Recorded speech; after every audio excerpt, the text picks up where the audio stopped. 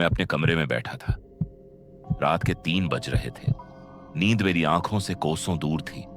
खिड़की के शीशे पर वो निशान, वो छोटे हाथों के निशान अब भी देखे जा सकते थे। जल्द मिलेंगे भाई, ये अल्फाज मेरे दिमाग में गूंज रहे थे।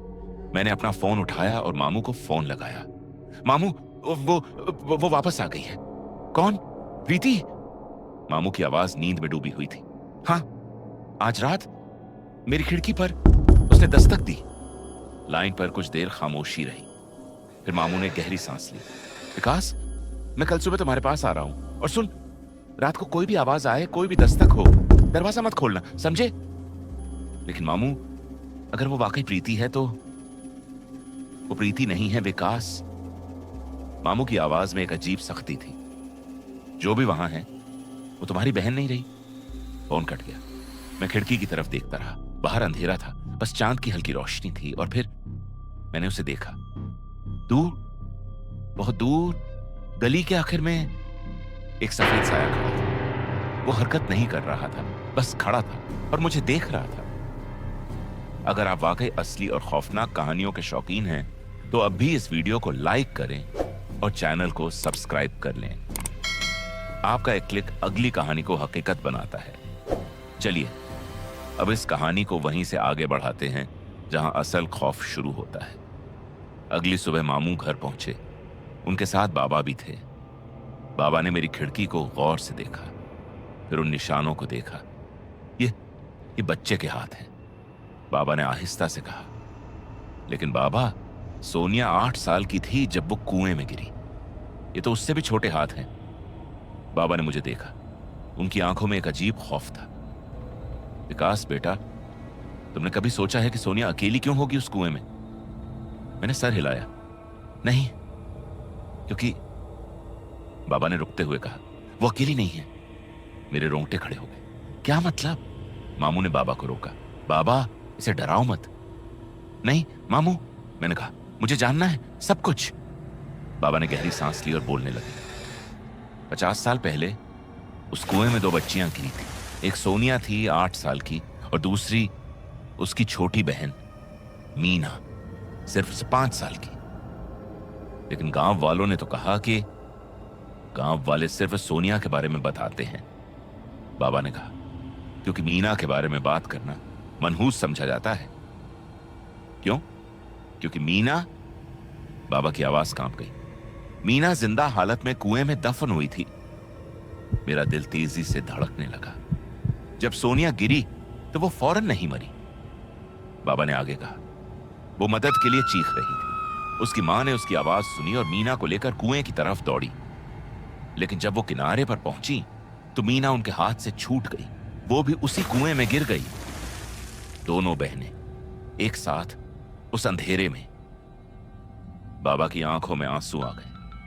गांव वालों ने उन्हें निकालने की कोशिश की, लेकिन कुआं बहुत गहरा था और उस वक्त के औजार से मुमकिन नहीं था।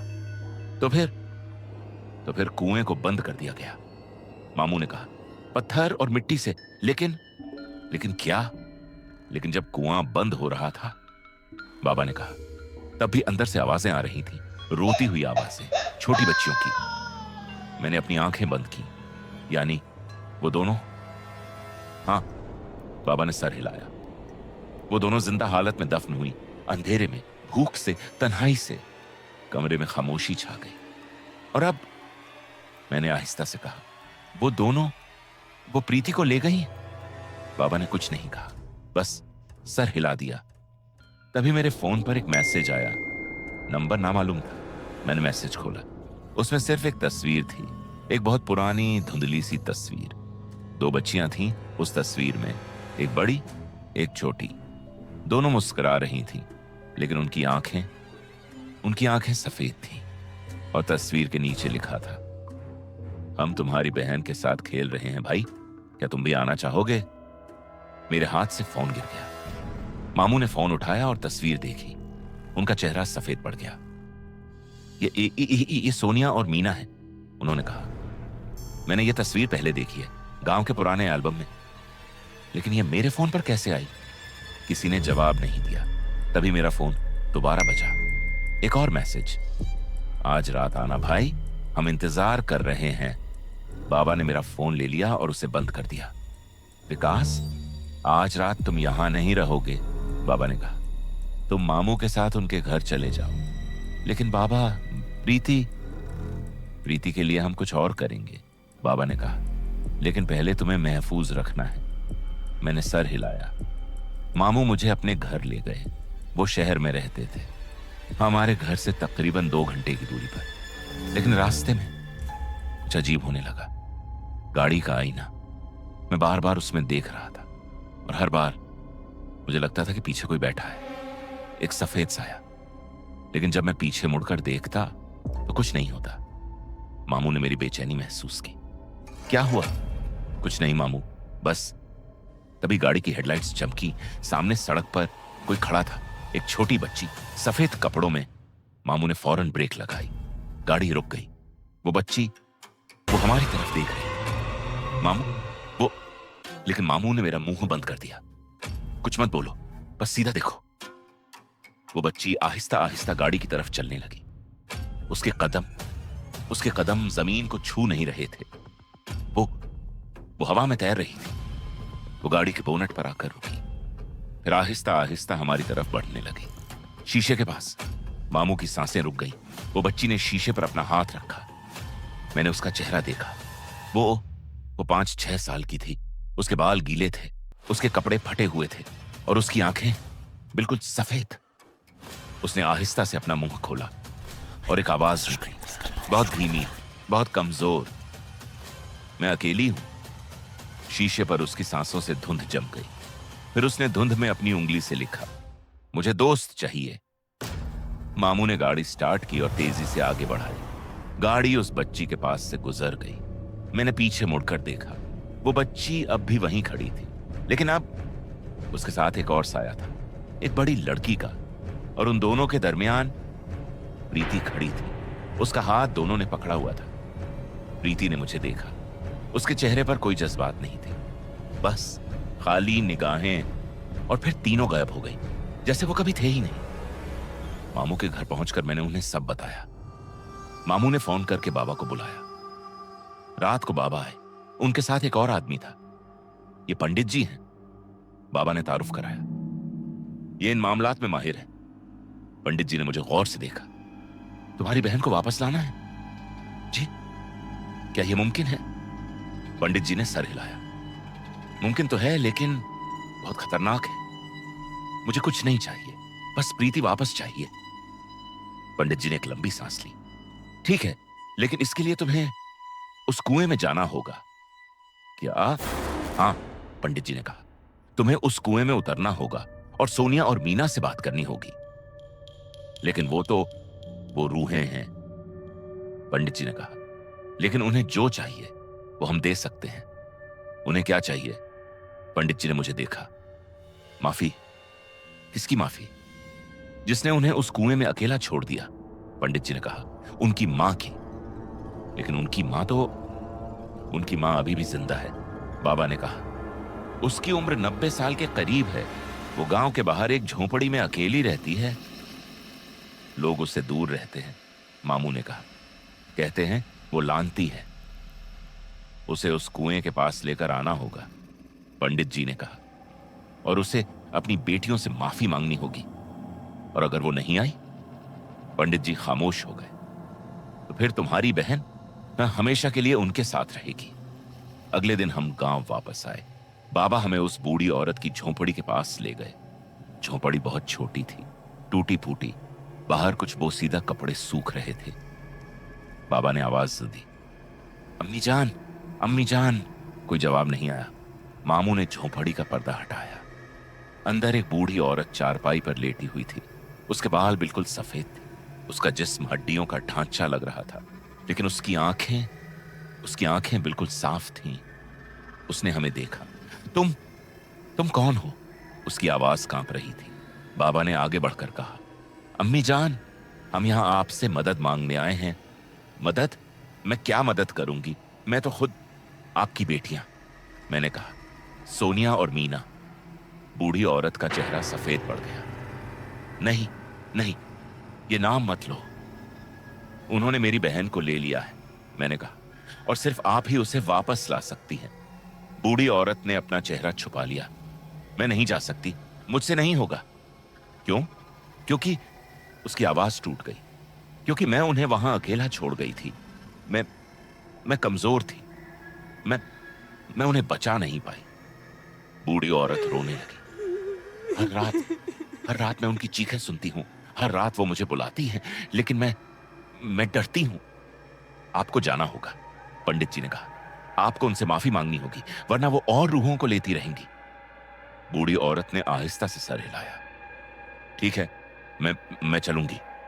उस रात हम सब उस कुएं के पास पहुंचे। पंडित जी ने कुएं के इर्द गिर्द दिए जलाए। बूढ़ी औरत को कुएं के सामने बिठाया गया। अब आपको उनसे बात करनी होगी, पंडित जी ने कहा। बूढ़ी औरत ने कांपते हाथों से कुएं का किनारा पकड़ा। सोनिया, मीना, मेरी बेटियों, मुझे माफ कर दो। कुएं से कोई आवाज नहीं आई। मैं एक बुरी मां थी, उसने कहा। मैं तुम्हें बचा नहीं पाई। मैं कमजोर थी। फिर भी खामोशी। बूढ़ी औरत रोने लगी। प्लीज मुझे माफ कर दो। मैं तुम्हारे बगैर एक लम्हा भी चैन से नहीं जी पाई। तभी कुएं से एक ठंडी हवा निकली। दिए बुझने लगे और फिर एक आवाज आई, बहुत धीमी। 2 बच्चियों की आवाज एक साथ, अम्मी। बूढ़ी औरत का दिल बैठ गया।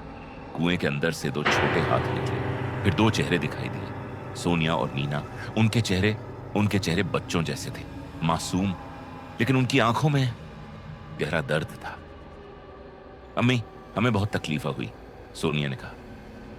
हम अंधेरे में थे बहुत देर तक, मीना ने कहा। बूढ़ी औरत उनकी तरफ हाथ बढ़ाने लगी। मेरी बेटियों, मेरी जानें। लेकिन पंडित जी ने उसे रोक लिया। नहीं, उन्हें छूना मत। सोनिया और मीना ने अपनी मां को देखा। अम्मी, हमें माफ कर दो, सोनिया ने कहा। क्यों?